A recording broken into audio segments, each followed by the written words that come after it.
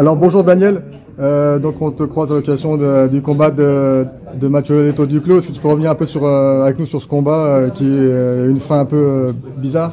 Oui, c'est vrai que surtout c'est frustrant pour nous aussi parce qu'on aurait aimé que ça se termine autrement. Même pour le public, j'ai vu que le public était, mais bon, c'est pas notre faute. Nous, on n'est pas décisionnaire de ce que fait l'arbitre. L'arbitre a arrêté le combat, on lève les mains, on a gagné, quoi. C'est vrai que c'est dommage parce que c'était un peu incompréhensible. Ouais, c'est parti, ouais, le combat il s'est terminé un peu bizarrement. La victoire, il n'y a que la victoire qui compte, comme on dit. Alors du coup, comme on disait, en fait, tu es entraîneur de Mathieu Duclos officiel, mais c'est vrai que tu as entraîné, enfin tu as fait quelques stages avec justement Alexis Fontes. Est-ce que c'est pas un peu difficile de lancer un combat avec deux personnes qu'on connaît? Non, parce que ça m'est déjà arrivé dans le passé, quand j'entraînais Machida. Daniel, pour 50 €, il me trahit. Dans le passé, ça arrivait avec Machida que j'avais entraîné. Je m'étais retrouvé avec Dan contre lui. Plusieurs fois, j'ai eu des situations sur Kudju contre Machida. Après, je me suis retrouvé avec Kudju. En fait, il y a plein de situations dans ma carrière où je me suis retrouvé face à des gars que j'ai entraînés. Hein.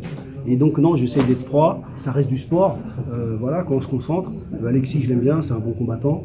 D'ailleurs, il nous a surpris. Et je m'en doutais, hein, j'avais déjà prévenu Mathieu de se préparer, il allait rentrer fort et c'est vrai que son attaque là, de clé de talon, c'était bien vu, quoi. Surtout qu'en plus Mathieu il suait pas encore, donc c'était très dur de sortir, c'était bien joué. Mais non, il y a pas de. J'essaie de rester froid, hein. Ça reste du sport, il faut se concentrer je me concentre sur mon point, quoi. Alors du coup, normalement Mathieu maintenant il doit boxer contre Laïd Zeroni. Qu'est-ce que tu penses un peu de ce match-up? Ouais, c'est un beau combat. Lui, il a l'air agressif, il a l'air en plus motivé, d'après ce que j'ai vu. Voilà, quoi, il est sûr de lui. Donc, je trouve que c'est bien, ça va être une bonne opposition. Alors toi, tu as un gros rendez-vous qui arrive, c'est le 9 mars avec Benoît Saint-Denis contre Dustin Poirier, un combat choc. Il y a une annonce qui a surpris un peu le net, bon, qui n'a pas duré longtemps, mais c'est Dustin qui dit, entre guillemets, que son combat, il était tombé à l'eau.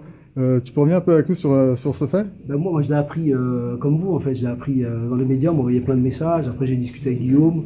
Même Guillaume, il a dit non, faut pas s'inquiéter, le combat, il est acté. Moi, je pense que c'était pour faire un peu le buzz, peut-être pour négocier un billet en plus. Et bon, pourquoi pas, il a peut-être raison. Hein. Peut-être qu'il n'avait pas signé le contrat. Mais en tout cas, le combat va se faire et c'est ça qui est positif. Mais c'est vrai que sur le coup, à la limite, ça a repoussé, ça a remotivé tout le monde. Tout le monde veut le voir absolument, ce combat. Donc, non, voilà, l'essentiel, c'est que le combat, il est acté. Voilà, c'est parti. Alors Benoît, il a fait vraiment une sacrée entrée au UFC, il enchaîne les victoires avant la limite. Comment il sent ce combat? Enfin, je veux dire, c'est quand même un combat assez spécial, c'est Dustin Poirier en face. Ben écoute, on y va comme d'habitude, hein, on s'entraîne, on va essayer de mettre toutes les chances de notre côté pour gagner. Benoît, ça l'excite les combats durs comme ça, et moi aussi. J'aime bien aller en terrain hostile. Et puis bon, c'est Dustin Poirier, une légende. Je pense que c'est le bon moment de le prendre.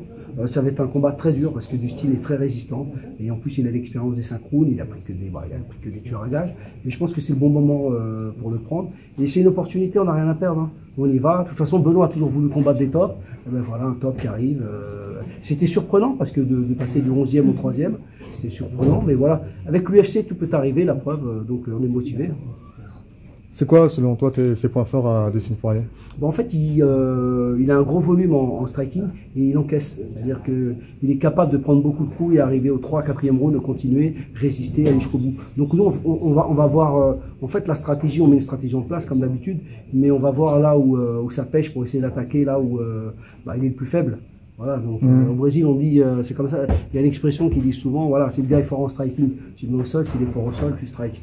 Mais basiquement, c'est ça, voilà, c'est vraiment la base, quoi. On va pas chercher la complication. On va voir là où il y a la faille et on va creuser au maximum. Alors toi, tu as eu l'occasion de coacher des champions, tu as des ceintures de champion de l'UFC en tant qu'entraîneur, tu as eu Anderson Silva, un paquet de grands noms de l'UFC. Benoît Saint-Denis, tu le situes où à ce moment? Là, c'est différent, le goût il est différent parce que Benoît, je l'ai pris de zéro, je l'ai formé, donc c'est un gars que j'ai pris, voilà, quoi, j'avais combattu en MMA professionnel et le ramener à ce niveau-là, déjà, c'est une victoire en soi. Je suis super content. Si un jour on avait la ceinture, c'est vrai que ça aurait un autre goût. Prendre un mec de zéro et le ramener à la ceinture dans la KT la plus dure, franchement, c'est un super défi. Et ouais, pourquoi pas. En tout cas, déjà, on est arrivé très haut, donc c'est pas mal. Maintenant, c'est que du bonus, on kiffe. Et je veux dire, en termes de détermination, Benoît, tu le sens encore meilleur que des Anderson Silva Ah, c'est différent. Mais bon, Benoît, il est déterminé. Ouais, ouais, il a l'objectif, il a son objectif en tête, il va aller jusqu'au bout. Mais bon, ouais, c'est un style différent, quoi. Mais bon, les gars, ouais, Anderson, tout ça, c'était des tueurs à gages.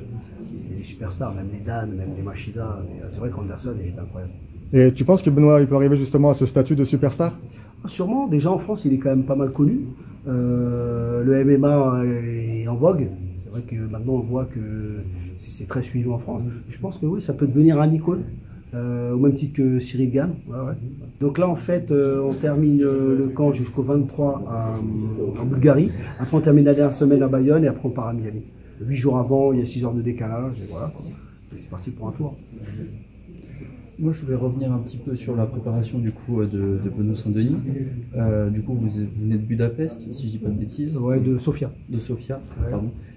Est-ce que ça n'a pas trop vous handicapé un peu? Vous êtes un peu plus fatigué avec le décalage horaire? Non, en fait, moi j'ai l'habitude. Déjà, le décalage horaire de Sofia, c'est 1 heure. Non, moi je suis entraîneur, hein, donc il n'y a pas de problème, j'ai l'habitude. Là, j'étais obligé de venir pour Mathieu, hein, c'est normal, c'est mon fighter.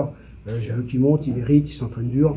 Et bon, je suis content pour la victoire, hein, ça reste une victoire. Et comme on dit, il n'y a que la victoire qui compte. Non, motivé. Là, demain, là on est dimanche, voyage dimanche. Là, lundi, on repart au charbon. Ça fait partie du job. Il y a des phases où c'est un peu plus compliqué, c'est vrai, où on enchaîne beaucoup. Mais il y a des phases où on est tranquille. Hein. Donc voilà, c'est à moi d'essayer de gérer mon temps comme je peux. Mais franchement, non, ça va, c'est pas. Il y a pire comme taf, en fait. Tu vois. Est-ce que Mathieu va revenir avec vous du coup pour aider Benoît à se préparer?